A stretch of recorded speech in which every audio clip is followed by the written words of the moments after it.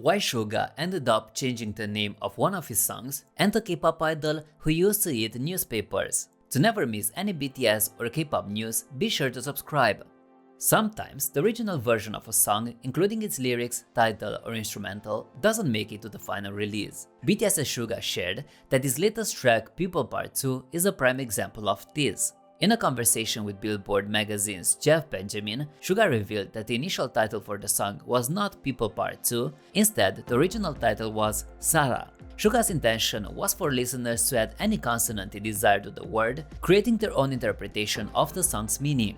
Depending on the person, it could have been understood as either people or love. However, there was an issue. Suga explained that adding different consonants to the word Sarah could turn it into Saram, meaning people, or Sarang, meaning love in Korean. Therefore, listeners could choose which consonant they wanted to add to Sarah. When Suga played the song for others, including one of his friends, there was a common misconception. Instead of interpreting the title as people or love, they misheard it as a variation of the word leave. To avoid this confusion, Suga and his team ultimately decided to change the title. Even a creative mind like Suga can have an idea that doesn't pan out as expected. Nevertheless, he accomplished his objective of connecting with listeners and touching their hearts. Additionally, he was able to share this clever concept through his interview. Blackpink's Jisoo recently appeared as a guest on Lee Young-ji's well-known YouTube show No Prepare, where she disclosed an intriguing detail about herself.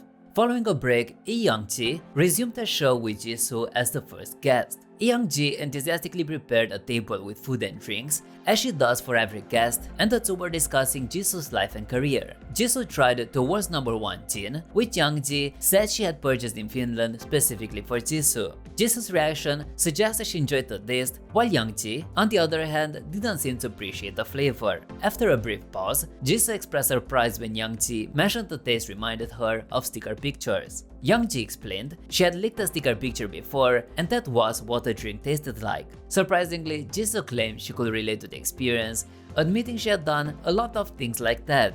She then made a confession that no one was aware of. She used to like newspapers. Young-ji, taken aback, said Jisoo had gone too far. Jisoo then clarified her statement, explaining that when she was in kindergarten, she tried eating origami paper and found it tasted bad. She later tried a newspaper and found it to be slightly salty and enjoyable. In response to Young-ji's question about whether she actually ate the newspaper, Jisoo confirmed she did and shared how she eventually stopped. She explained that she wanted to eat tissue as a child, but the taste was so unpleasant that she quit. Jisoo went on to explain the different tastes and textures of colored paper, newspaper, and tissue. While tissue melted and had a strange texture, newspapers were salty and didn't dissolve. The studio shared laughter as they reminisced about Jisoo's endearing childhood moments of eating newspaper and then quitting.